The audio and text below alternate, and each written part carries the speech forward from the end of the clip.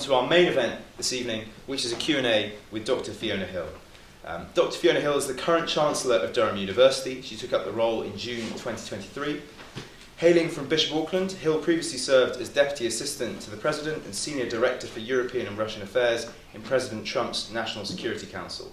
Hill testified twice during President Trump's first impeachment trial and has since drawn parallels between the leadership of Trump and Putin.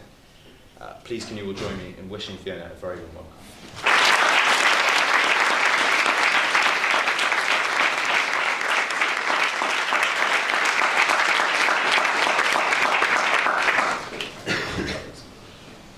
Okay, so thank you so much for joining us, first of all, Fiona. I guess the place to start, title of your book, There Is Nothing For You Here. So you're linked to Durham being from Bishop Auckland. Could you tell us a bit about your career journey from your early life back in Bishop Auckland and your motivation for eventually ending up all the way over in DC? Right, well, thanks very much. It's really a great pleasure to be here. I'm sorry if I'm I feel like this chair's gone on a slant here somewhere, so I'm going to prop myself up a little here because I feel like I can't really see everyone. You've obviously got very comfy chairs that you try to lull your guests into a kind of false sense of security in here, so I'll try to make myself a bit more uncomfortable. My journey really begins with a parallel period to where we are now. So I decided to study Russian in 1983 against the backdrop of a war scare. And here we are in 2023 in a very similar position with the world on fire and all of us worrying about where it's heading from now. I was, though a kid in a comprehensive school in Bishop Auckland. My dad had been a coal miner, then working for the NHS as a porter. So it wasn't perhaps the most likely choice of contemplating studying Russian. But it was the moment. Political debates were all about would we end up in a war with the Soviet Union. The popular culture was filled with all kinds of speculations about nuclear Armageddon. There were films, there were TV series predicting basically nuclear winter and the end of times. And I have to admit that like most teenagers of the period, I was quite scared by all of this. And one time talking to an elderly relative who had fought in World War II and had this really rather dramatic set of experiences, he said to me, well, why don't you study Russian and figure out why they're trying to blow us all up? So that seemed a kind of logical thing to do back in 1983. So I started on this quest to try to figure out then how I was going to study Russian, because my local comprehensive school didn't offer Russian. It barely offered French and German, although I'd actually managed to pursue that. And I discovered that there were scholarships from the Durham Miners Association. So this is now a slightly random linkage in, but one also very pertinent to the moment. And the Durham Miners Association had been twinned with the miners of Donbass since the 1920s. And it was basically the miners' strike going back to 1984. And the miners of Donbass and miners around the world raised money in solidarity for miners of County Durham and in fact the UK at large. And as my father had been a miner and pretty much every male member of his family, it turned out that I was entitled to a small educational grant from the Durham Miners Association, and it came from the miners of Donbass. So I actually had my first break in studying Russian. I got money to go on a course to the University of East Anglia for a summer with money from the miners of Donbass. So there's a kind of a certain strange circularity with everything that we're talking about and dealing with today. Donbass was then, of course, it was always part of what was Ukraine, but it was the heartland of Soviet industry, and of course was part of the Soviet Union. Most people probably haven't really registered, I think myself included, that this was part of Ukraine and now would be the focal point of not just the invasion of Russia, but the war. I mean, basically, when we think now about the front lines and Avdiivka and all these other places that we now don't read quite so much about in the press, it's right there along in the Donbass. So it's that early inquiry, the timing of the moment, that led me first to decide to study Russian. And the rest of it is really all about being in then not just the wrong place at the wrong time, but the right place at the right time. Basically getting admitted to St Andrews University in Scotland, discovering I could take Russian from scratch there on the back of this summer programme, getting a scholarship to go to the Soviet Union in 1987-1988, just as Gorbachev and Reagan they just signed the INF treaty ending the Euro missile crisis that had worried me so much back in 1983-1984. And they're meeting all kinds of Americans during the Gorbachev-Reagan summit of June 1988. I heard Reagan speaking at Moscow State University. It wasn't really a Q&A like this. It was him giving a lecture about, that basically was the precursor to him, talking about the new relationship between the Soviet Union and the United States. I saw him and Gorbachev walking around on their walkabout on Red Square, and I met an American professor who told me of the scholarships to Harvard University, which there still are, by the way, for anybody who's thinking about graduate work. And I got a scholarship to Harvard to study what was then the Soviet Union program. I ended up getting a degree in Soviet studies, and within a couple of months the Soviet Union has disappeared. So then I'm trying to figure out what to do. My degree is history. I pivot to history. I do a history PhD, and really one thing basically leads to another. It's all about timing. And I would actually suggest that many of you here might end up on the same sort of path, because it's what's happening around you, and it's opportunities that get opened up by education. It's hearing somebody else tell you that all kinds of things are possible. And I end up working at the Kennedy School of Government at Harvard as well, meeting lots of different people there, and that becomes my first pathway into government. Anyway, so it sounds like I'm reading out my resume here, but it's actually a whole series of fortuitous events and timing that really shape this path, as unlikely as it is coming from Bishop Auckland and ending up in the White House.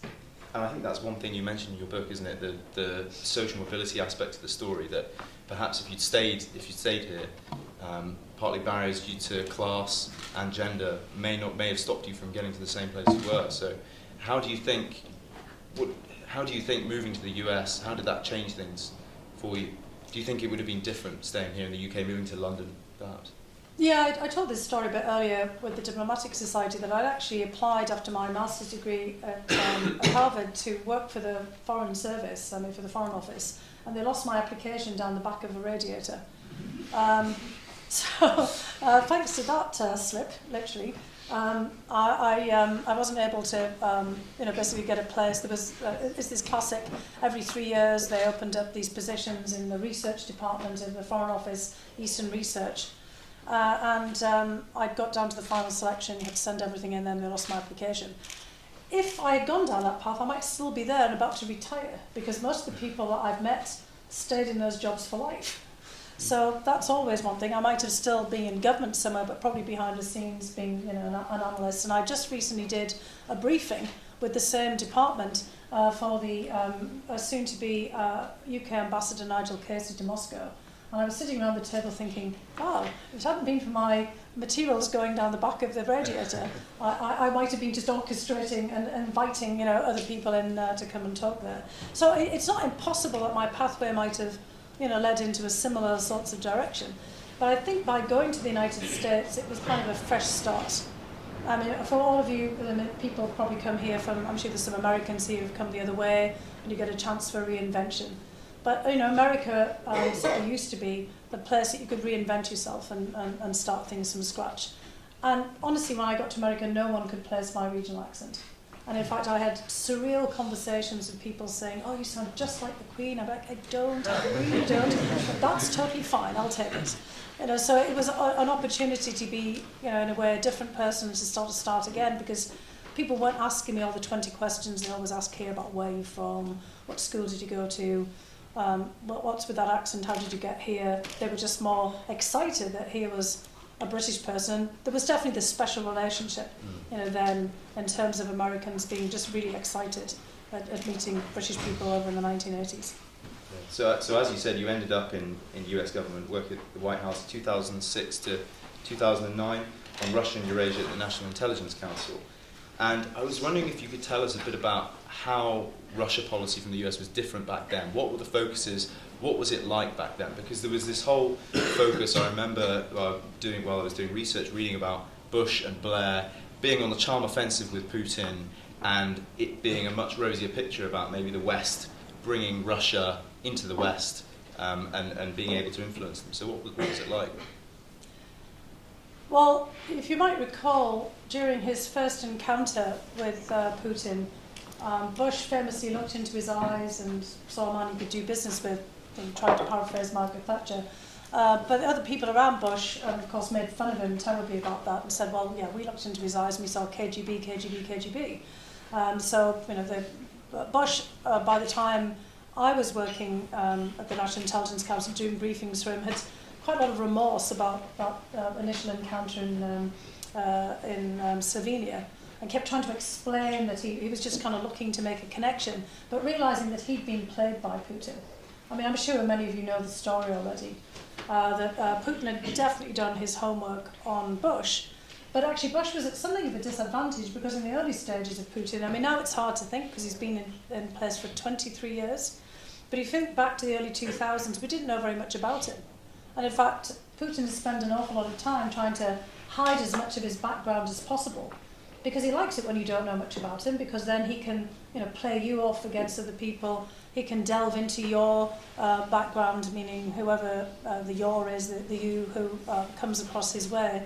Because his whole experience in the KGB was one of trying to turn someone into an asset, looking at what buttons they could push, what their vulnerabilities might be, and what he could get out of a relationship, trying to manipulate people to get them to do things that they would normally do or things that he wanted them to do. So when he first met Bush, he knew a few things about Bush. First of all, he knew that Bush had had a drinking problem when he was younger. Bush was very open about this, and that he had basically treated his alcoholism not just through the Alcoholics Anonymous, but also by re-embracing religion. And so he was a born-again Christian. This was very important for him. And Putin tries to make this connection, in fact does it very successfully initially with Bush, by telling him a story about himself, and again, all these stories just come from Putin, so who knows if they're true. Remember, this man lies for a living. It's not a character flaw, it's what he does in manipulating people. So he tells Bush that there'd been that he had, as a young man, had been baptised by his mother and grandmother in secret. That they'd given him a cross for his baptism, and then much later, a family home of Putin's had burned to the ground, and the only thing that had been saved from the fire was this cross, and he dramatically whips it out of his shirt. There's little singe marks on it, for effect. And of course, that is the connection that he makes with Bush, and so he begins to play Bush after this, and it's after this encounter with basically Putin telling Bush all about his own, Christianity and his embrace of this, that basically Bush tells everybody that this is a man, essentially, as Margaret Thatcher thought about Gorbachev, that he could do business with, and a man who was a patriot of his country. I mean, Putin is a patriot of his country, but he's also a KGB operative. Somebody who is, as we might kind of say in the Hogwarts tour here, schooled in the dark arts, very much kind of a black ops guy. And his whole job is about manipulation. That notwithstanding, through those very first few years of the Bush presidency into the second term, as you suggest, there was still a focus on trying to kind of make a go of the relationship with Russia. When things really shift, and that's when I was actually in the position of the National Intelligence Council, is the war with Ukraine, the war with Georgia rather, in 2008, and almost at the point we thought might be a war with Ukraine. Because this all comes against the backdrop of the decision, particularly by Bush, to really try to push for Ukraine and Georgia to join NATO in April of 2008. I mean, we can talk about this as we kind of go on there. But that becomes a kind of, in a way, a pivotal point when Russia then invades Georgia. And there's a kind of a realisation that maybe this relationship isn't at all on an even footing. In fact, there'd been many hints before this. In 2006, the Russians had turned off gas to Georgia after the Orange Revolution, thinking back again to that kind of period where there'd been a pushback against the election of Viktor Yanukovych, who was seen as a kind of pro-Moscow candidate in Ukraine, and one of the very many grassroots rebellions in Ukraine. Putin always thinks that everything is orchestrated from on high, coming from the KGB. He doesn't believe that individuals and populations have agency, either individually or collectively, and everything is decided from the top or manipulated by the security services. So he was convinced that what was really, in fact, a spontaneous reaction to corruption inside of Ukraine was, in fact, something orchestrated by the CIA. And so you also get then in 2007 the infamous speech at the Munich Security Council by Putin, also putting the US on notice that Russia already sees its relationship as shifting. So the shift doesn't really come from the US perspective. The shift is really coming from Russia and from Putin reassessing the relationship. And it's only when you get the invasion of Georgia that the kind of US has a bit of a jolt and starts to kind of wake up to the fact that maybe this relationship is shifting. Nonetheless, there is a lot of continuity in policy in the United States. When Obama comes in, he tries to reset the relationship. People will probably recall that. At this point, Putin has made a shift from being president to prime minister. He's still absolutely right there in the thick of things. But the Obama administration tries to basically tell itself that Putin is not in charge. They've got a fresh start, a possibility with Dmitry Medvedev, who at the time, certainly not now, was a warmer, fuzzier, gentler version of Vladimir Putin.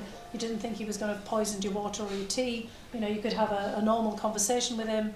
And there was kind of a hope then of, again, you know, with Medvedev, Obama doing the same that Bush had done with Putin earlier on, of thinking that the relationship could be put on a different footing.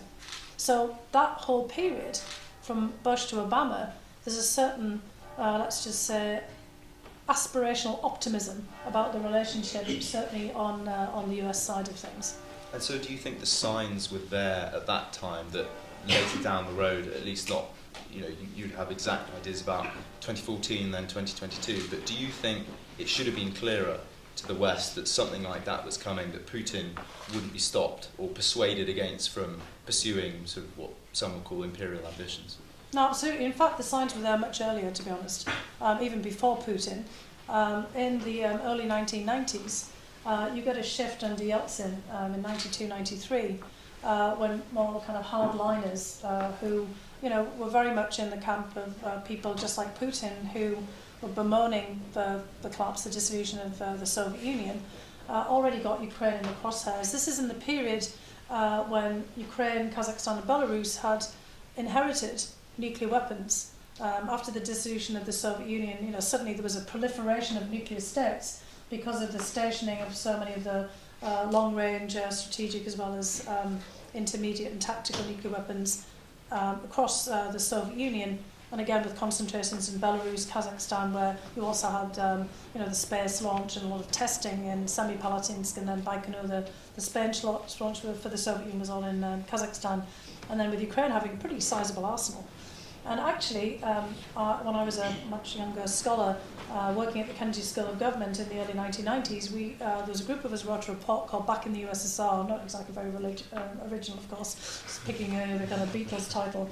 But it was really about how there was a great concern, even then, that there would be pressure put on Ukraine and other states to pull them back into the Soviet Union because of all the Russian speakers, you know, the so-called Russians in the near abroad, 25 million Russian speakers in Ukraine and Belarus and Kazakhstan and, you know, elsewhere across the Soviet Union.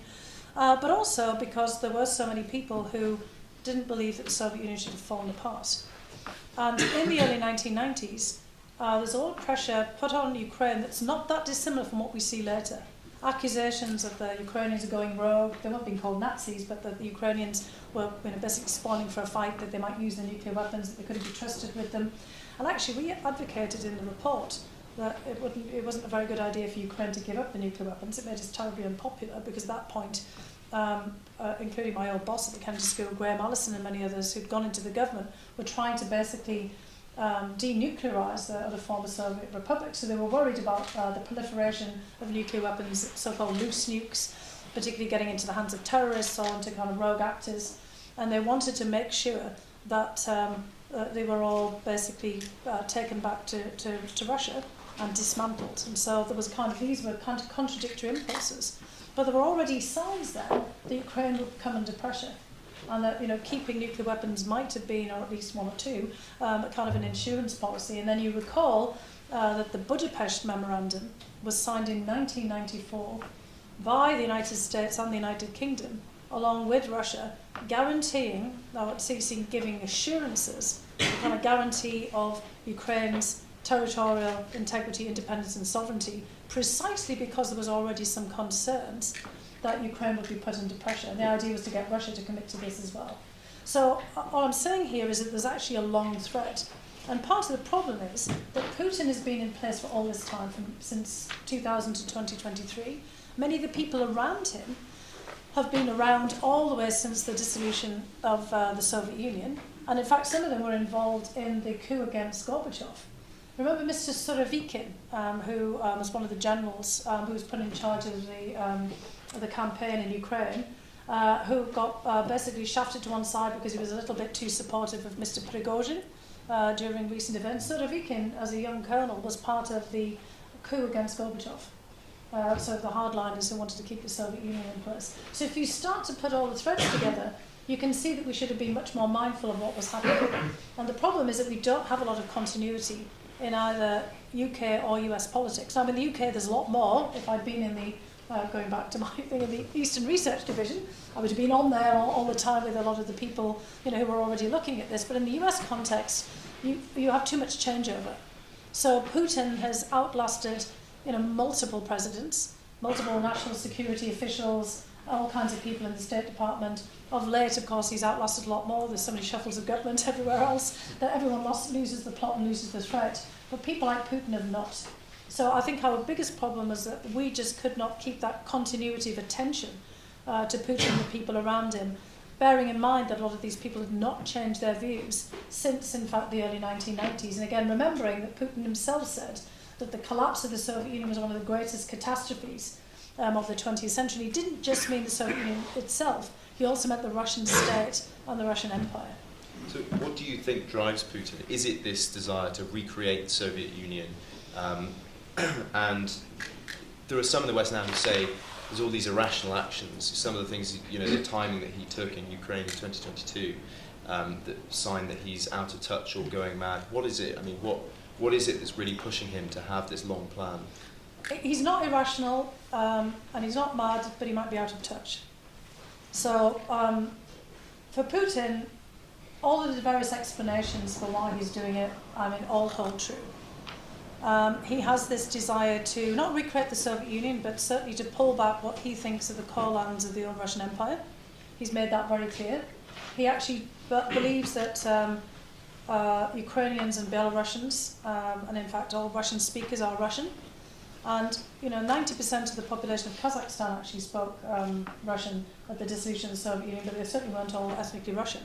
But as far as Putin is concerned, it's a little bit like the French in the view of the French civilization, that if you are francophone, you're kind of part of a larger whole. Putin also thinks the same thing. He is a kind of a statist, but seeing the continuity of the Russian imperial state all the way through the Soviet Union to the modern day. So you could also be a Chechen and a Tatar, but then that means you are still part of that larger Russian civilization. If you deny being part of that, then you are a radical nationalist, hence his view and depiction of the Ukrainians as Nazis. Because during World War II, there were, of course, Ukrainian nationalist partisans who, some, not a huge number, but who fought, Latvians as well, and Lithuanians and others, who fought alongside the Nazis to push, back the Soviet Union, because they did not want to be part of, this continuity of the Russian Empire. So Putin has this great Russian view, in which he thinks that Ukrainians and Belarusians are just sort of part of the same policy, the same culture, the same history. They're just part of Russia, little Russians, white Russians, and others who are part of the larger Russian civilization.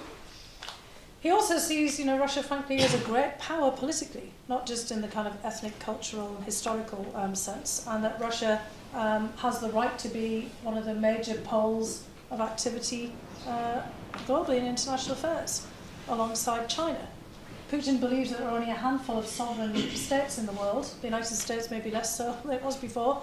European countries in joining the European Union, certainly a lot less. And really, China and Russia, and any state can defend itself and doesn't have to ally with others. Putin thinks that actually alliances and partnerships are dead weight, that they're a sign of weakness, not in fact a sign of strength. And so Putin is also very ambitious for Russia itself as a major player. And then I don't think he started off as being anti-American, to be frank. I think over time he evolved into thinking, particularly after the US invasion of Iraq in 2003, that the United States was a dangerous country. Many other people would agree with him.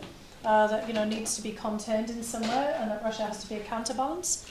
And I think he's decided, certainly of late, that his goal is to really weaken the United States, break the kind of bonds of the United States with European and other actors, and to see the United States somewhat marginalised in world affairs. So an awful lot of actions that Putin has taken, I've said over the last year that the war in Ukraine has morphed into a kind of proxy war against the United States for Putin. And you can see that even more in the rhetoric. That's certainly not where it started off. But when I said it in terms of out of touch, I just want to talk about that for a moment. I think Putin had a really bad period of COVID, which is not because he got COVID, but because he became isolated. And lots of people have talked about this, and I think there's a lot of evidence pointing in this direction. That he went on some pretty unhealthy paths during that period. Many of us did too. I mean, all kinds of tragedies that people experienced. And the isolation was not good for Putin, because he's already somebody who believes in his own counsel, having been someone who's famously attempted and failed miserably to brief someone like Donald Trump. You can imagine it's also pretty difficult briefing Putin. Putin's an intel guy. He's somebody who wants the raw material, the information. Again, like I said before, he believes that it's the people at the top that decide everything, not the people, the larger dynamics. And so he gets convinced during this whole period that part of his legacy after 20-odd years being in power is to bring back these Russian lands to the fold. And he's sort of thinking about his next terms in office. I mean, he's thinking out to 2036, basically. And he's spending a lot of time in the archives. He actually tells outgoing Chancellor Merkel about all the things he's found in the archives of the Kremlin. So it's a bit like going across the library over there and then getting your whole world view shaped by books from the 17th century. That's essentially what he does. Putin is of the view that any territory that Russia conquered legally belongs to Russia, particularly if the treaties that were signed, recognising that treaty whenever that land accruing to Russia were not abrogated. And actually, if you start looking back over Russian history, a lot of the treaties were never formally abrogated, but they just might have been changed by conquest or by circumstances. So Putin kind of goes back, and you might remember at one point he's brandishing a map with the head of the Russian Constitutional Court, Valery Zorkin, saying, Ukraine's not on this map from whatever period it was. Well, Ukraine was, of course, on the map, but in different forms, because part of Ukraine was under the Ottoman Empire, the Swedish Empire at different times, and Russia wouldn't have been under that format. And the United States was probably not on that map of the world at that point. Germany wouldn't have been, neither would Italy. You think about the history of the world, there are very few countries whose borders haven't changed. And so Putin is of the view that he can change all those borders back again and pick a particular historical period, and he basically formulates that during his time in COVID isolation. And then, you think about it, he's not getting any information, because he's sitting here and people are coming to brief him, sitting at the back, the distance about the back of this room. I mean, I know from my own experiences of briefing presidents, maybe get about 5 or 10 minutes to get your points across before they interrupt you. Or, they're asking you all kinds of, different questions, they're just ignoring you and not really listening. So imagine that people are trying to counter whatever view that Putin has basically formulated at this point about Ukraine. Many of them not even in the loop of the way that he's thinking about things. His essays that he writes about Ukraine are probably ghostwritten by the culture minister, Mr. Medzinski, edited then by himself, but they're trying to kind of interpret his own thinking about things. And as it gets towards his decision to go into Ukraine, he's really being guided more by close associates. So people who are linked into the political and oligarchical circles in Ukraine, and nobody's telling him anything different. He doesn't factor in the Ukrainian people. That's what I mean about being out of touch. He rarely factors in the Russian people, apart from he's a bit obsessed about polling. But he's not hearing anything contrary to his idea that he could launch then a special military operation and that Ukraine would capitulate within a week to 2 weeks. And nobody's telling him anything contrary. So he's out of touch. But his rationale is actually pretty sound in many respects, because if you think back to 2014, he's already taken Crimea without, basically much of a whimper from the rest of the world. He invaded Georgia with little response. He's done all kinds of things, poisoned people all over the place, knocked people off, all kinds of actions that have had very little pushback. So his assumption would be, quite rightly from his point of view, is that nothing was going to happen. In fact, he told some senior officials from various European countries a couple of weeks before the invasion, by which time it was pretty clear to the United States and others that something was going to happen, that he had bought Europe off and that nothing would happen. He was convinced that Germany would do nothing because of energy. I think he's been pretty shocked by a lot of the reactions, particularly in the first few months and the first year to the invasion of Ukraine, not least the Ukrainians fighting back. So jumping across the pond now, I think some of the interesting parallels with Donald Trump, who you worked for a few years, this idea of returning the nation to greatness and, well, at least now, sort of surrounding with yes men or being isolated from true information. When you got the offer to join to join the administration and be the advisor, what was going through your head? What was motivating you to end up then joining that, knowing what you knew about his campaign and who he was? I'm smiling because I actually have a huge scar on my tongue where I bit it really violently to stop myself from letting loose an expletive when I got a phone call, because I wasn't expecting it at all. I'd actually gone in to have a couple of discussions thinking that, you know, I was just basically giving some advice to a few people I'd worked with before. And when I got a phone call, you know, basically saying, well, actually, would you take the job? I said I was so shocked at my turn. Anyway, that's some of you will be in that kind of position, you know, later on. Just make sure you be a bit careful about how you respond, because it was a shock in many respects, and then, you know, obviously I had to really think long and hard about, do I do this or not? But the way that it came about was I'd been in the government obviously before as a national intelligence officer. I'm politically neutral, I don't belong to a political party, I've never taken part in a campaign. And I'd worked with a lot of people who ended up by accident on then, you know, the final stages of Trump's campaign, because as you might have noticed, he didn't really have a Russian policy team, and in fact it was very obvious that you know, there was quite a lot of problems with his attitudes towards Russia. I didn't actually believe that he'd been colluding with the Russians, like a lot of people seem to. He didn't seem like to be the kind of person to collude with anybody, really. He was very much, you know, focused on himself. And also, that's not the way that the Russians work. Putin would never actually collude with anybody. He would certainly try to influence and manipulate people. And, you know, there were certain people who had gone to visit Trump in Trump Tower, but I knew who they were, and they weren't really kind of serious people. But it was quite obvious, and you know, we all knew that Putin was and the Kremlin were interfering in the election. But it wasn't obvious in any way that Trump had been elected by the result of Russian interference. But it was more about how were we going to deal with the very fact that Russia had interfered in 2016. So, you know, when I was first approached by some of the people I'd worked with previously in the National Intelligence Council, I mean, they were kind of hoping that I would get some time to go in and talk to some of the people in the campaign and just, you know, talk about the past and how we got to this point. So, you know, I dutifully did that. And then, you know, actually, it was General Flynn who asked me to join the administration, and I'd worked with him previously on the issue on Georgia. In 2008. So he was the intel guy for the chairman of the Joint Chiefs of Staff, who was Admiral Mullen, and he was my direct counterpart. So I was the same seniority in the same position as him, and I was the mission manager for dealing across the government with the response to the war in Georgia. So I worked with him really closely, and he was a very different person from how he appeared in the campaign. I mean, I genuinely wasn't sure if it was the same person. I kept pinching myself, thinking, how can this be the person that, you know, I worked with then in this role? And again, he brought in a number of people I worked previously in the intelligence community, and they were the people who approached me to this. I did do a lot of soul searching about it, given everything that we knew. I didn't think this was going to be an easy position, but I also started to think, okay, so the house is on fire. We've had the Russians interfering in the election. We've had this crazy outcome, you know, by somebody who's been elected by a tiny sliver of the population. You know, the country's, you know, essentially on fire here, and, you know, I felt some responsibility to do something. Otherwise, why have I been, you know, preparing all this time, working on Russia? I know all of these things. I know these people are going to happen. You know, I should do something.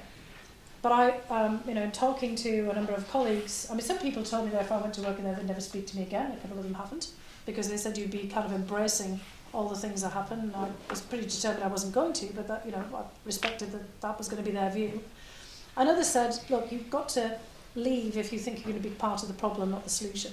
If you get to a particular point where, you know, you really think that you're just, you know, going in circles, or that you're contributing to really terrible things happening, but just by being there and being an enabler, you've got to leave. And I actually left 1 week before the infamous phone call. And I'd actually stayed longer than I was going to. I was going to leave in March of April of 2019, and I ended up, you know, leaving in July. because I was asked to stay on a little bit later until we could kind of get other people in place. Because it was still in the kind of phase where people thought that they could kind of, contain Trump. It was a bit like working on the Chernobyl sarcophagus. It was kind of people were getting frazzled up and, terrible things were happening. And there was a kind of a sense, one very senior official said to a group of us once, the Republic's in trouble, we've got to do whatever we can, we will never speak of this again. You couldn't make this stuff up. So there was kind of this really heavy feeling that we had to do something. I still feel that sense of responsibility of speaking out against him. And as you may notice, even people who were close to Trump, and with a few exceptions, of course, and thought that they could make a go of it with his presidency as speaking out against him. So, for example, Chris Christie's been saying on a recent trip to Israel, Mike Pence, who was one of the most loyal vice presidents you could possibly have, speaking out against Trump as well.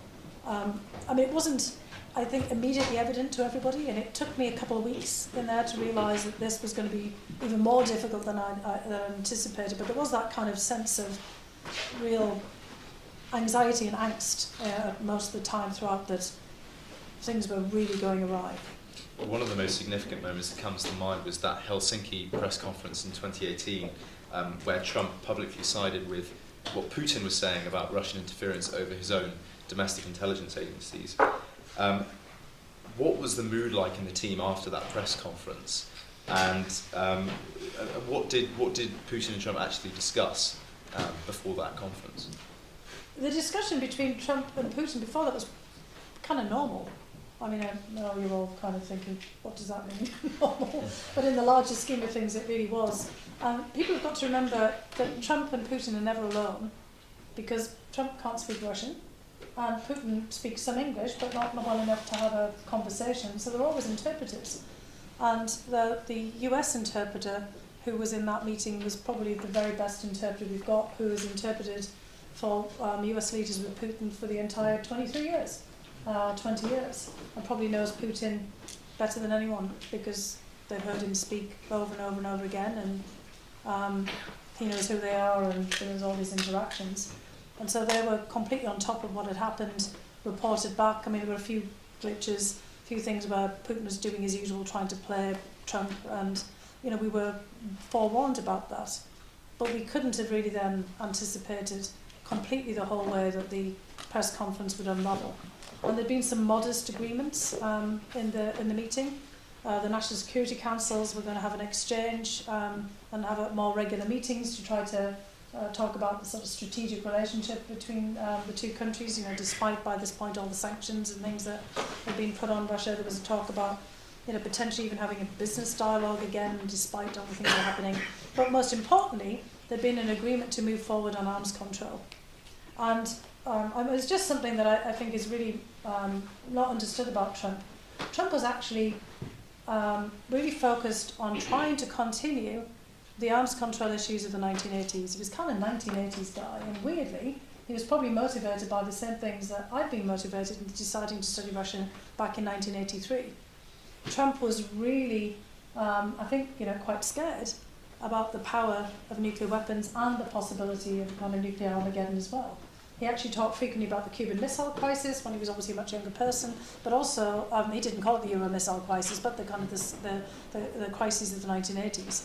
And he had actually, this is quite weird, tried to volunteer himself to be an arms control negotiator to the US government, because he was so convinced that he was such a great deal maker that he wanted to sit down, first of all with Richard Nixon, but then later with Reagan and George H.W. Bush. And he actually stalked Gorbachev on a trip to New York, trying to kind of sit down with him. So he was obsessed with this idea that he'd have a moment with Putin, and then all arms control would be resolved. He'd given interviews to Playboy and Rolling Stone about this in the past.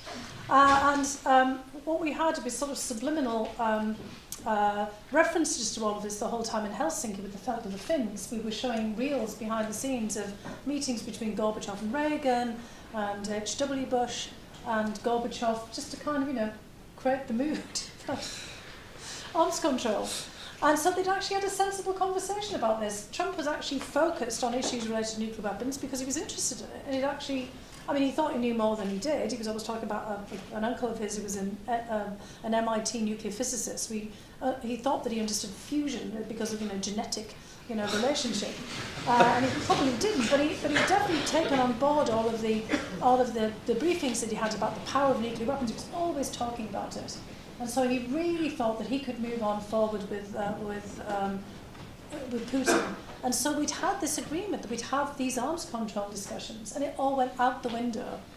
Remember, there's one point in the press conference when people said, do you think you've changed the relationship with Putin here? And he said, yes, I think I've turned the clock back. And he's thinking of the doomsday clock. He was convinced that because he'd sat down with Putin and they'd had a good vibe, at least he'd had a good vibe, that now we were more minutes less away from midnight from the doomsday clock. And he thought he should get praise for that. And instead, he gets a lot of questions about Russian interference. And he's mortified by this because, Trump is a very insecure person, and the idea that he might be a loser, that he might not have won the election on his own. He was always talking about his wonderful campaign, the fact that there was just that chance that maybe Putin had won the election for him, even though it was actually Americans who voted for him, and because of the Electoral College. He always was trying to deflect that, and you see him and you hear him deflect it in the most bizarre way, rejecting what the security services had told him, and his intelligence chiefs, trying to pretend that maybe Ukraine had done it, talks about the CrowdStrike server. It was just all over the place. And next thing, he's basically saying he believes Putin more than everyone else. And even Putin, you could tell at that moment, thought, oh, that's gone too far. And on the way out of the press conference, Putin says to his press spokesman, Mr. Peskov, what a shit show. He basically says, takoy bardak in Russian, which kind of roughly translates to that. Because he knew that then there would just be all of these consequences. And although he was obviously relishing the fact that he was the President of the United States, putting him above all of his intelligence people, he actually wanted to move forward with some of these small agreements as well. At that point, Putin wasn't playing the rogue nuclear actor that we see him playing now. He actually did want to have arms control talks on his terms, of course, and he wanted to get the extension of New START, for example. He wanted to move into a different pathway. At that point, he didn't necessarily, kind of want the United States to be pulling out of INF, and he wanted to have an anchor to the United States on nuclear weapons, and everything just went out the window after that press conference because it was so terrible. And the mood was, as you can imagine, it was like gallows, mood. We were like, oh my God, we've just been humiliated in front of the whole world. There's not much coming back from that. We saw that sort of belief in his own deal-making ability later on, and sort of desperation to be a winner 10 days after you left your post, which was when he had that fateful phone call with Zelensky, trying to pressure him to investigate his domestic political rival, being Joe Biden. Months later, you testified twice in his impeachment hearings on that. And notably, you criticised some of the Republican committee members sort of interviewing you for spreading conspiracy theories about Ukrainian interference in the election. With a final question for me, with half of the US political spectrum, or roughly half, seemingly captured by this conspiracy thinking, what hope do you have that post-2024, whoever wins or loses then, that the US will be able to remain a leader and keep Russia in check, or at least attempt to keep Russia in check when it comes to things like the Ukrainian invasion? Well, look, I would say that it shouldn't all be on the United States, for one thing. Remember, the United Kingdom was one of the main signatories of the 1994 Budapest Memorandum, so it wasn't just the United States. And this is really an issue for European security. And look, I'm not of the belief that the United States should be bailing Europe out, every time there's a major European conflict for a whole period of 100 years. I think that actually is part of the problem. Obviously, in the way that we frame this, because we put too much on the United States. I think these whole debates about strategic autonomy, a European army, it's really all about European security and how Europeans at large think about this. And it's not, the EU or through the EU portal. Obviously, NATO is a major element of this. It's North Atlantic Treaty Organisation. We've got Canada. We've got a lot of other, partners to NATO. But Europeans, and that includes the United Kingdom, the Scandinavian countries, Northern Europe, need to be really starting to think very seriously about security in a way that it's not dependent on the vagaries of the United States political system. And it's long overdue. And Trump was not wrong when he kept saying, why is it that the United States seems to be carrying the can on NATO all the time, if this is about European security? So, often in the way that we frame things, we're kind of getting ourselves into more and more trouble. Because everybody should have been thinking about this before. And Putin wants it to be all about the United States, just to be clear. So if it is framed in the United States being the decisive player here, and everything depends on who wins or doesn't win in November 2024, that's really feeding right into the situation that Putin wants. He wants Yalta 2.0, but without Churchill. So it's just him and basically the US president. And that's what he's been gunning for, literally, the entire time. He believes that, again, the Ukrainians do nothing without Washington. The Ukrainians decide themselves to fight, long before most of us came up with support for them. He doesn't believe that Zelensky and the Ukrainian government have any agency whatsoever, and he doesn't believe that any other European player do either. So I would argue that what we need to do is disprove that. And I think actually in my discussions here before I got up to Durham in London, I see a lot of consistency of thinking on both sides of the political divide here in the UK. I've actually been quite surprised by how much both Conservative and Labour figures on national security are in agreement on all of this. It's just a question about how the UK gets its act together to articulate this and who does the UK work with. I spent 6 months in Germany up until August of this year and was just back again recently. And the Germans certainly get the fact that it's going to be their responsibility to think about Ukraine over the longer term. I think they're a bit wobbly on whether they should be continuing to support the war efforts. But they're certainly not wobbly at all about the idea that Ukraine has to be integrated into Europe and Europeans have to take care of the future of Ukraine, and that the United States shouldn't be paying for that. I think the challenge is really what's happening now on the battlefield, and also in the way that we talk about it.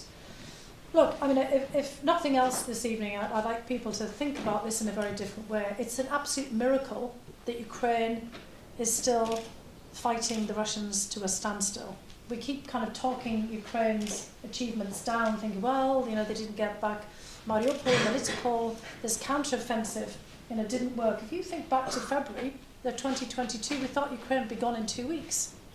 And Putin thought Ukraine would be gone in 2 weeks and that he'd have his guy in Kiev, and now none of us would be talking about Ukraine.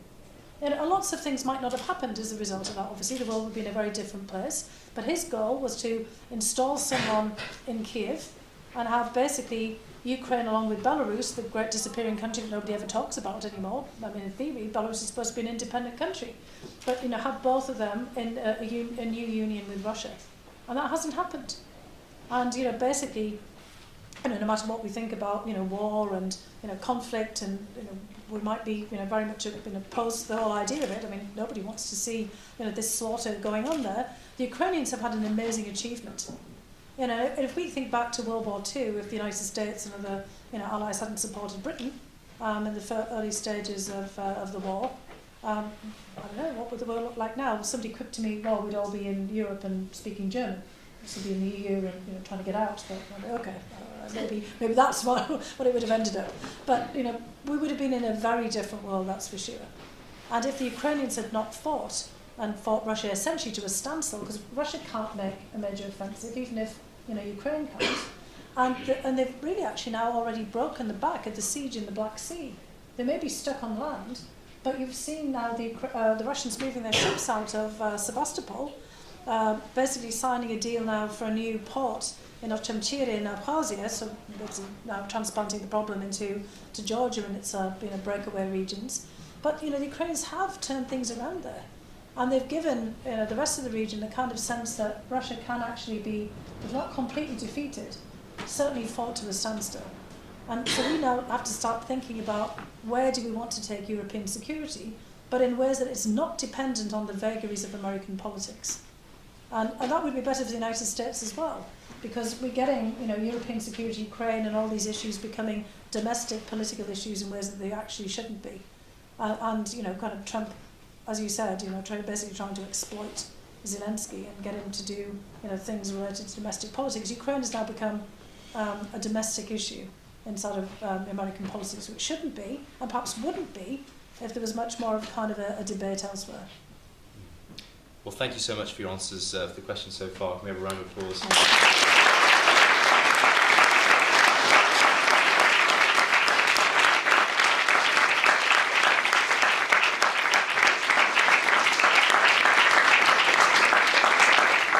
I'm now going to open up questions to the floor. So if anybody would like to ask Dr. Fiona Hill a question, please raise your hand. Make sure to give your name and college for the minutes, and also so you can get an invitation to our drinks reception at 24 North Bailey slightly later on. So you only get an invitation if you raise your hand to ask a question? If you get to ask a question. If you're picked to ask a question, you get an invitation. A little incentive for people to get involved. Okay, are there any questions? We'll go there. Yeah, Max Bogus, University College. Was there ever any concern within foreign policy circles about the consequences of NATO expansion after the fall of the Soviet Union? Right, so if I kind of wind this all the way back again to the very beginning of the collapse of the Soviet Union and the end of the Eastern Bloc, there wasn't actually a discussion really early on about expanding NATO. So we have to kind of remember that discussion comes over time. There was discussion about whether NATO itself should go out of business. Obviously, that wasn't what was decided. But it wasn't obvious that NATO was going to expand. And there was a lot of debate about whether it should or should not. And remember, NATO itself is not a thing that makes decisions about expansion. Countries apply to join. And that's where all the debate comes in. Because obviously, there are many people who thought about, well, what about Russia? If the Warsaw Pact has disappeared, what's the implications of retaining NATO? But remember also, the Warsaw Pact was an alliance that invaded itself. The only action that the Warsaw Pact took was against its members who were trying to reform. So Warsaw Pact countries like Poland, early on East Germany, also Hungary and Czechoslovakia actually get invaded by the Red Army. So what happens, the countries that had experienced the pointy edge of the Red Army spear are the first countries that want to join NATO. And that's what really changes the whole discussion and debate. So I was, a pretty young researcher at the time at the Kennedy School of Government at Harvard, and I remember these debates. And initially the whole idea for NATO was to create the Partnership for Peace, which would give countries an affiliation with NATO, but wasn't intended to be membership. And you get some pretty active lobbying from the Poles, the Hungarians, the Czechs, and later that also becomes, the countries, like the Baltic states that have escaped, from the Soviet Union, but also have this memory, particularly in the form of the Baltic states, of being reinvaded, having got their independence from the Russian Empire, and then being reinvaded by the Soviet Union, after the Molotov-Ribbentrop Pact. So you have to kind of remember here that this is it's a push, not a pull. And there were a lot of debates and concerns in NATO about what that would be like. So as a result of that, there was the to try to take the edge off any potential backlash from Russia. There was the creation over time of the NATO-Russia Council. There was the idea that Russia might even be at some point a member of NATO. All of these are very different discussions, obviously under Boris Yeltsin and the team around him who started to explore all of this. There's actually a book that's been written about by a German scholar about my old boss at Brookings, Strobe Talbot, unpacking a lot of these debates when, you've probably read or seen his book, The Russia Hand, about these early debates about how to deal with Russia. Strobe was very much focused on Russia itself, trying to improve the relationship. And the whole hope was that the expansion of NATO, the enlargement of NATO, because the application of other countries would not derail that. Obviously, I think actually the problem or the timing where all of that goes awry is really 2008. Because, and I was this is actually kind of for me actually a very difficult issue. Because in 2008, when Georgia and Ukraine make an application to join NATO to get a membership action plan, it comes somewhat out of the blue. And I still actually don't know this is why it's kind of difficult, because I don't know the full story, even though I was in the intelligence community, about what precipitated them to decide to ask for NATO membership and membership action plan in January of 2008, because completely out of the blue, there's a joint letter from the Ukrainian and Georgian leadership asking to be considered for a membership action plan for the Bucharest summit in 2008. And that was somewhat unexpected. We'd actually thought that wasn't going to happen. And then it had to be dealt with. And there was a lot of resistance for other European countries at the time. But there was a lot of feeling that was a bit bridge too far. In the case of Ukraine, there wasn't even full support from that for the Ukrainian population. It was more of a sort of elite project. Georgia was a different case, but the two of them had kind of got themselves lumped together. And then we had to have a deliberation about whether this should be put forward or not to the Bucharest summit. We actually advised against it because we thought that there was no way that they would get a membership action plan, and it was a big mistake to put on an agenda for a summit something you weren't going to get, because it creates then a lot of expectations, a lot of debate, and it actually becomes very divisive. But President Bush actually decided after quite a long period of time, pretty much in the 12th hour, that he wanted to support them because he'd given his undertaking as a Texan. He said, as a Texan, I'm a man of my word, and I promised the leaders, this is no joke, this is what he said, the leaders of Ukraine and Georgia, that if they were ready and they were deemed ready, I would support them. So the United States goes in to the Bucharest summit in 2008 with the diplomatic odds stacked against really an agreement on Ukraine and Georgia getting a membership action plan. So it becomes the worst of all worlds because the United States starts to push for something that other members of NATO are not keen on. There's ambivalence in one of the countries, Ukraine itself, and then there's a kind of a fudging effort which then changes everything that's been said before about NATO enlargement, which is normally a very orderly process, in which the statement is made that Ukraine and Georgia will someday be in NATO. Not now, but someday in the future, and that's never been done before. And I think that that's really kind of the pivotal moment where, what has previously been a pretty, heated but other discussion pushed by, countries wanting to join, but, NATO itself doing everything pretty much by the book where things get changed. And it's partly, because of the intervention of Bush himself, lots of kind of politics around this. And you end up with, basically something that becomes very provocative, but this kind of idea that Georgia and Ukraine would be in NATO at some point. Putin doesn't think that they're even going to be put on the agenda and starts to complain. Of course, the Georgians think they're going to get a membership action plan and get irate as well. And the next thing we end up, with the Russians invading Georgia, and the Ukrainians pull right back because they get the message that this is going to end up in a blow-up. And it's really that point that I think is the provocative moment in 2008, rather than much of the debate that had gone before, because it had always been done in a much more orderly fashion. So, when you talk about concern, you've got to look at the whole sweep of everything that happens, right from the very beginning, and all the debates and things. That there's a lot of myth-making about this. And I think that the most problematic period is really that April Bucharest summit of 2008. Okay, any more questions? There's lots of questions now. Bulgaria. Regina from South College. I was wondering, what would you say about John Mersheimer's and to that extent Vladimir Kosmov's position, the realist view that it was in fact the West that played Russia as the underdog and sidelined it to the extent, or to the point that Putin retaliated, for instance, that point of the promise of not moving or expanding NATO eastward? Well, that's what I just explained. It's actually much more complicated. I think the 2008 issue is problematic, but if you look back to the early origins of this, there isn't a decision by NATO, whatever that is, about expanding. It's the countries like Poland, Hungary, and Czechoslovakia, and then Czech Republic once Czechoslovakia splits up, and then the Baltic states and others that push, basically to join.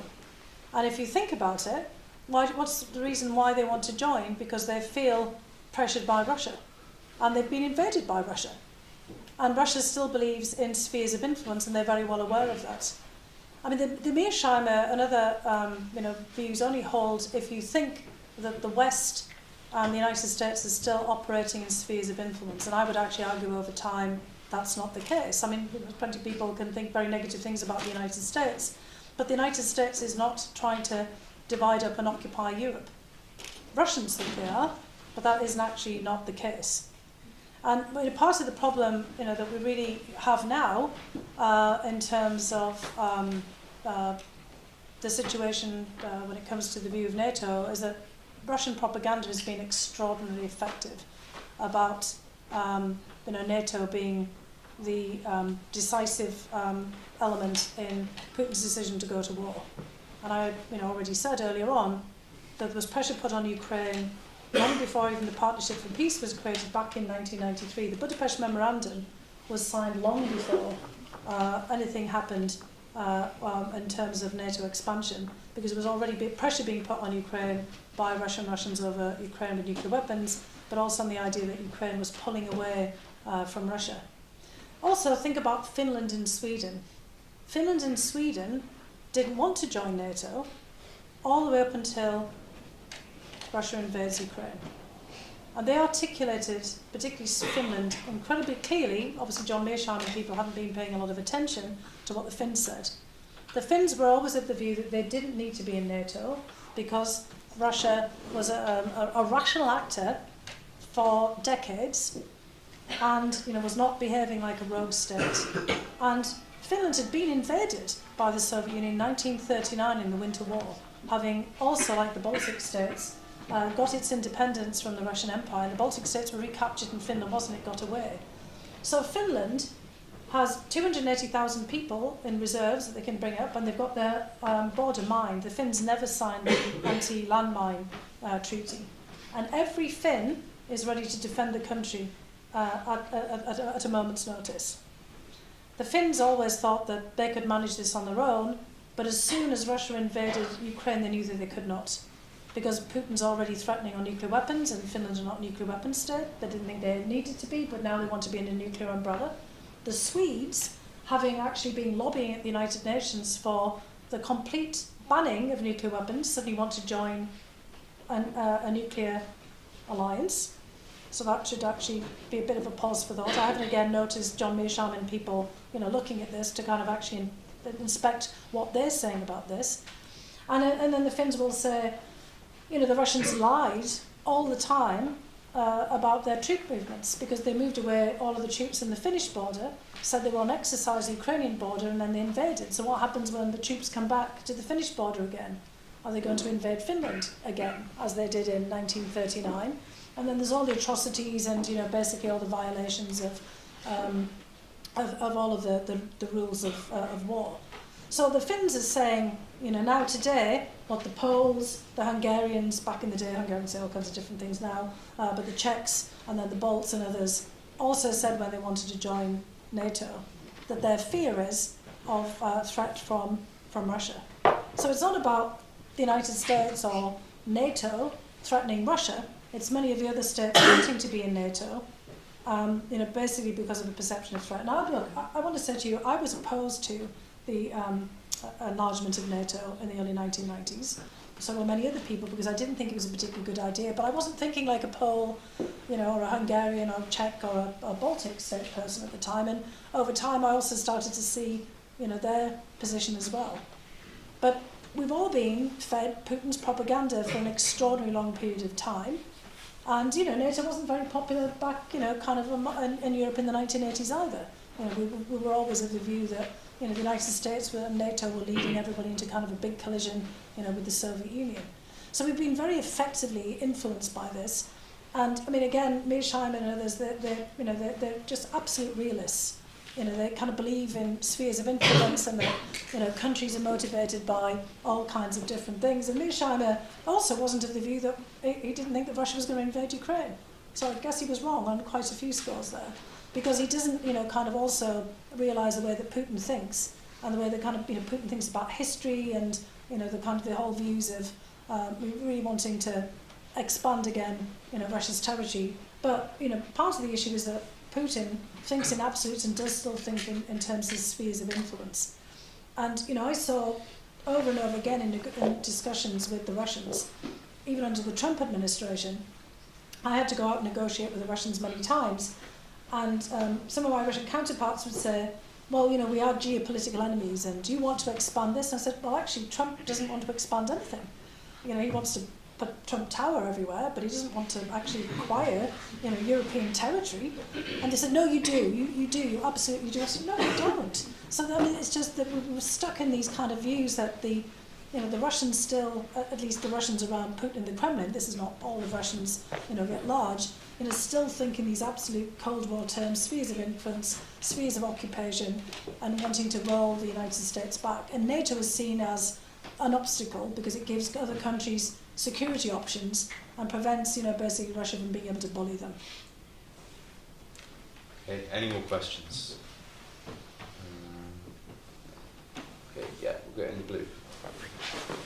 Mohammed College. I'd like to ask you to expand more on Kazakhstan as a kind of geopolitical player, balancing the interests between China, US, and Russia. And specifically, how do you see the future of Kazakhstan in balancing the relation between Russia and US going forward? Thank you. Yeah, thanks. I'm not sure that Kazakhstan is now trying to balance the relationship between the US and Russia, as it might have been, perhaps in the the 1990s, earlier in the 2000s.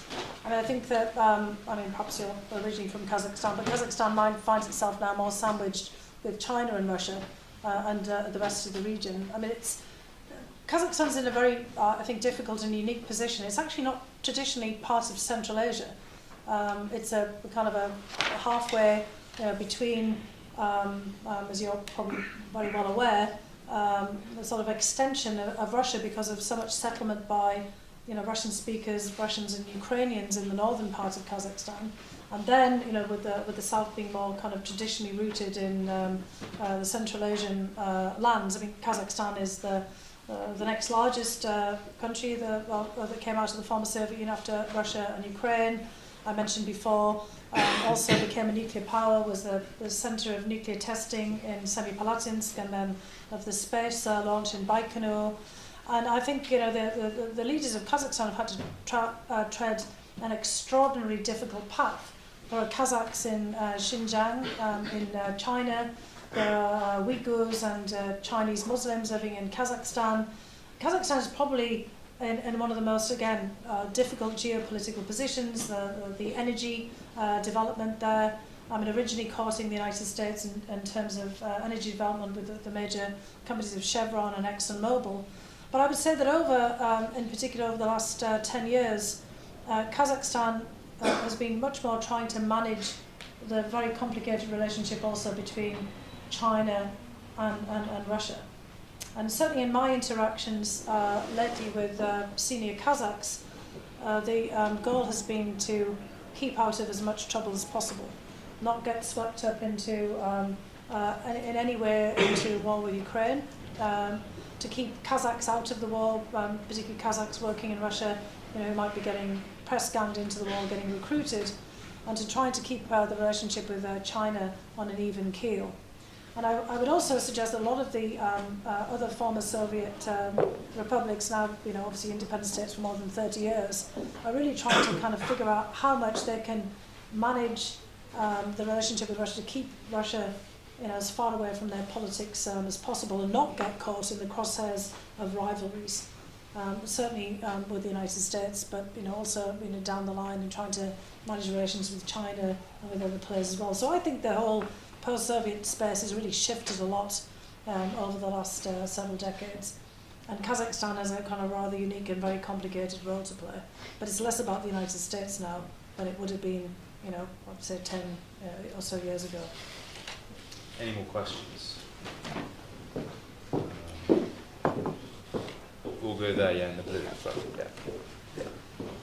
During the Trump impeachment, you sort of raised the concerns about wrongdoing in US policy. You talked about Rudy Giuliano's sort of involvement in the Ukraine policy. Can you sort of elaborate on that sort of influence in the Russian-US relations and sort of the later impact that's sort of going to have or has had on sort of the Ukraine war as well? So you mentioned Rudy Giuliani, did you say? Yes. Yes, sorry. Yeah.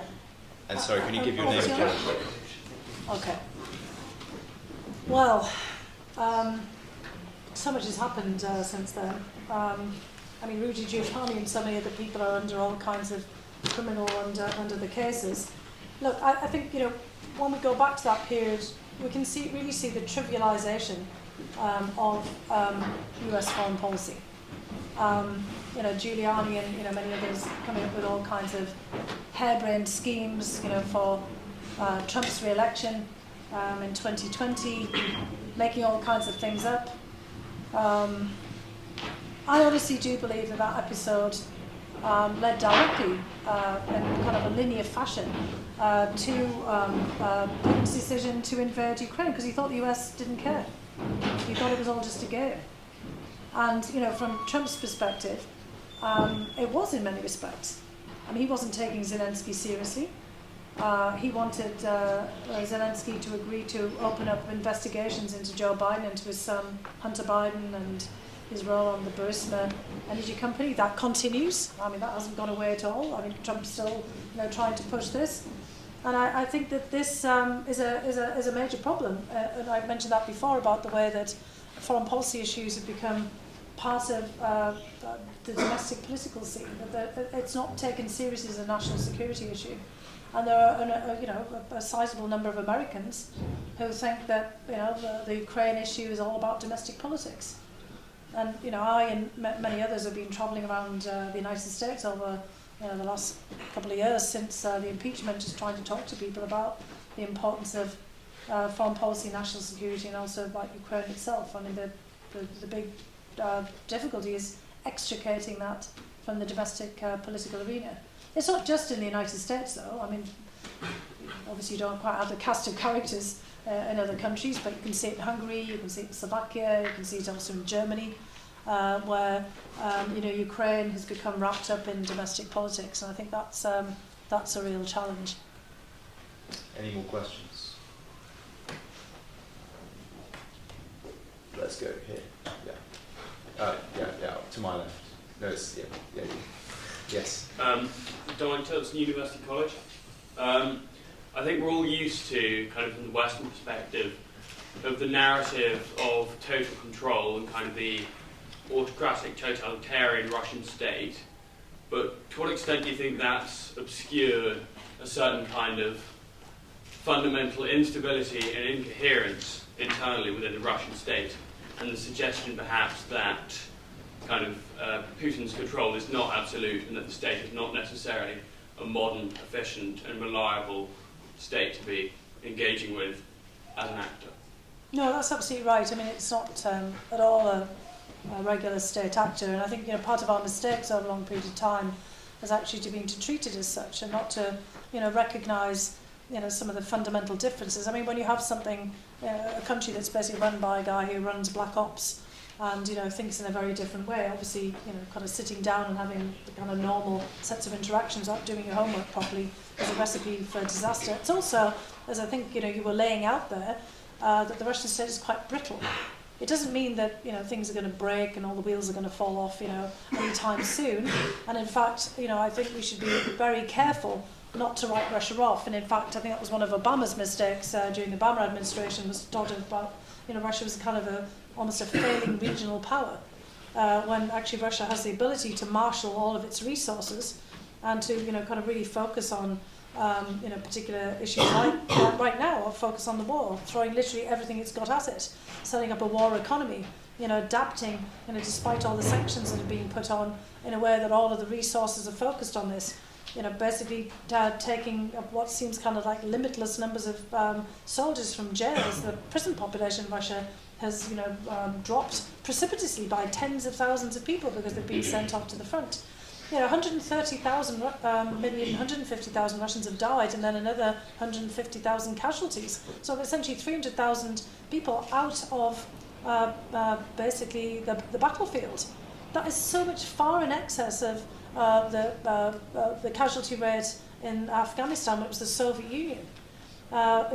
People thought that this would have some kind of impact over time, and it hasn't. Because of this focus and this kind of drive there.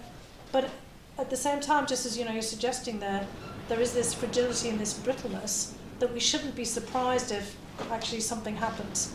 The Prigozhin events really revealed that. Prigozhin tells the truth about the whole war. Again, Mr. Mearsheimer, I shouldn't rag on about John Mearsheimer, actually I quite like him. But I mean, it's basically, he doesn't seem to notice that Prigozhin says it had nothing to do with NATO, the war. It had nothing to do with Ukraine. There was no threat from the West. This was, something that was kind of cooked up around Putin, and everybody will tell the same thing. But now we mustn't lose the war. I mean, the big issue here is that lots of people believe it was a mistake. Lots of people know that these weren't the reasons that Putin launched the special military operation, but no one wants to lose the war. They don't want to have the consequences of that.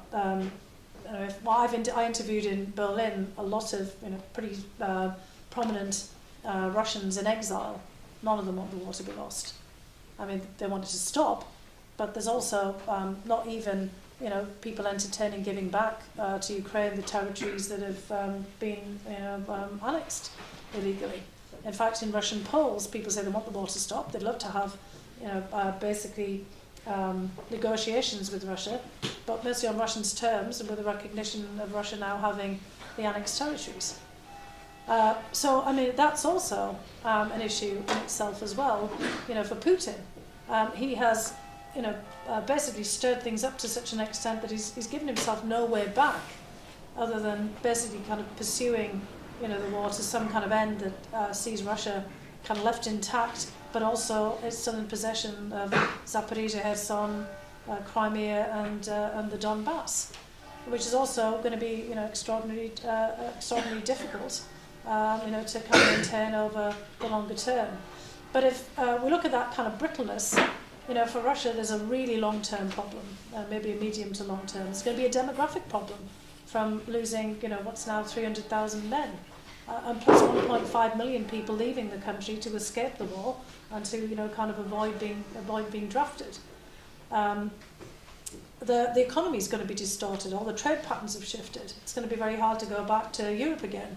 The Germans have been pretty much weaning themselves off Russian gas. That's actually been very harmful to Russia, even though we've had the oil cap and oil sanctions have been somewhat limited, and that's still bringing in revenue. There's been a huge loss of gas sales to Europe. That's been quite destabilising. Going after LNG sales now, that will be difficult for Russia. The most innovative parts of the population, people in high tech and elsewhere, have left. And over the longer term, Russia, may well still, be managing to adapt, but it's going to be a very different place from, what it was before. It's not going to be one of the world's leading economies. It's not going to go anywhere. It's still going to be there, but there's going to be a very different Russia and a more brittle, fragile Russia than there was. Maybe a Russia that, at some point, if Putin leaves the scene, that looks more like Russia in the 1990s. You could still kind of then, foresee a lot of violence in the North Caucasus. We just saw that, crazy scenes of in Makhachkala in Dagestan of mobs basically trying to effect a pogrom by, setting off onto the airport. There's still a lot of jihadi groups operating in the North Caucasus that were previously pushed towards Syria or towards other actions in the Middle East that have kind of come back. Russia's going to have a lot more guns, a lot more violent offenders, prisoners who are going to return from the front. It's going to be, I would say, a pretty unstable place over the longer term. Final few questions. We'll go here. Helsinki University College. I believe in 2012, when Mitt Romney was discussing, he discussed Russia as a threat. Barack Obama quipped that the Cold War wanted their foreign policy back. Do you believe that the Obama administration took the threat from Russia seriously enough? Some people in the Obama administration did. I mean, there was a lot of people, behind the scenes, very worried about all of this. But on the surface and at the political level, no, they didn't really. I mean, I mentioned before that there was this desire, when Thea was asking the question earlier about, continuity from Bush to Obama with a kind of idea of a reset, trying to improve, the relationship under Dmitry Medvedev. Of course, Putin comes back in that period when you're talking about in 2012 as president, and there should have been kind of something of a reassessment then, because you've already had the Munich Security Council conference speech. You've also had the cutting off of the gas to Ukraine. Prior to that, you have Putin who starts to make harsher pronouncements because he actually believes that the United States helped to instigate the demonstrations against him in Moscow and St. Petersburg when he returns to the presidency. But there was also a strong belief, getting back to that question here about brittleness and fragility, you can always see all of the problems in Russia, but Russia is never as weak or as strong as it appears. And again, you should never really write it off. But the Obama administration started really to think that Russia was on its way out. Another thing that Obama says about Putin is he's somebody with his one foot in the past and one foot in the future. He's the slouchy kid at the back of the classroom. They're a regional power. But there was a really strong belief that Russia was a declining power. Now, if you go back, 100 years of history, everybody always thinks of Russia's declining power. When I was doing my dissertation, I got hold of some books from basically 1912 that had been, written about the great powers of Europe on the eve of what people were already assuming was going to be a great war. And there was all kinds of different views of Russia at the time. Either it was terribly weak and was going to fail, it was very strong and was going to be a great ally of Britain, in a future war with Germany, etc. So everybody always gets Russia somewhat wrong. And I think that was kind of, part of the problem, that there was a sort of a perception that when you looked at all of the various data, that Russia was quite weak and wasn't going to be able to prevail. Just like the Russians completely, misread the Ukrainians. In fact, we all did. We all didn't think that the Ukrainians could possibly have fought back against the Russians, and then actually probably overestimated the Russian, military later on. So we always seem to be, getting this a little wrong. And I think part of it is just not consistency in people keeping a focus on Russia. Okay, one final quick question. Let's go here. Stefan Ronald, Great College. So in Trump's first impeachment, you and many others came out with tons of evidence proving that he is a felon or a con man, and he's responsible for such a mess in America at the moment. Yet it seems that still nearly half the country support him and love him. What really needs to be done now by, say, political figures or by even Democrats to convince people that this man can't run a country again? We saw what happened in those 4 years, and that can't happen again. So what do you think needs to happen? Well, I think a bunch of Republican congressmen and senators need to get some balls, frankly. It's as simple as that. Because they're people who are enabling this. They know what bad news he is. Behind the scenes, they tell you that. And then they don't stand up and do anything because they're all concerned about their own power and positions. You notice that people only speak out when they leave the government because they're all worried about their own political positions. I honestly think it was easier for me to speak out and to continue to speak out because I don't want anyone's vote, I don't want anyone's money, I'm not running for anything, and I'm not a partisan political actor. And I've watched, very closely, and including during, the first impeachment, many of the Republicans I knew, people I'd worked with in the past, they weren't treating this seriously. At one point, one Republican congressman winked at me during not because he was trying to be funny, but was just basically saying, look, this is a game, don't hold it personally, when they were doing the grilling. It was somebody who I knew really well. And, they tried to talk to me again afterwards.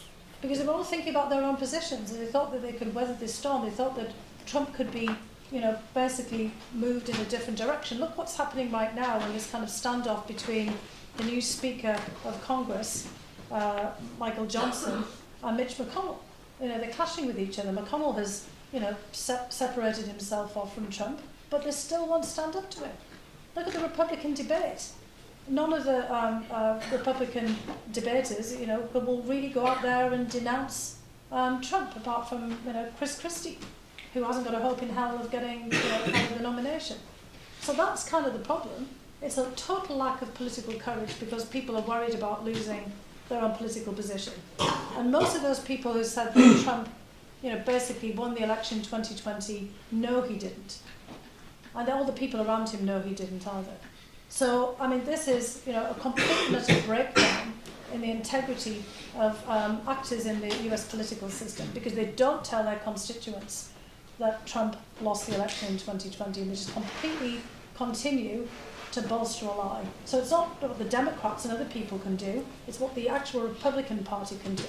I was actually deeply impressed here, and this may sound a bit weird considering all the kind of mayhem in UK politics, that many members of the Conservative Party under kind of the sort of the worst of the sort of debates around Boris Johnson were basically saying the country has to come first, not the party. And people were quitting the party, and people standing up and were willing to basically get sacked, and people were even talking about changing parties because of their concerns about what this was doing to the country. And I do not see that happening in the United States. So, I say it all the time, it needs to be Republican members of Congress, those people who know that Trump is really bad news and know the truth, who have to speak up and to do something about this, because otherwise there's just could be no expectation. Because a lot of the people who support Trump believe, in fact, that the election was stolen from him, because that's what they keep hearing. Has Mitch McConnell come out and said anything on as officially and in as strong terms as he possibly can? I mean, they haven't. And that's the problem when elected officials are enabling, basically Trump's lies. Okay, on that we're going to finish. But thank you so much again, Fiona, for your answers tonight. It's really been fascinating.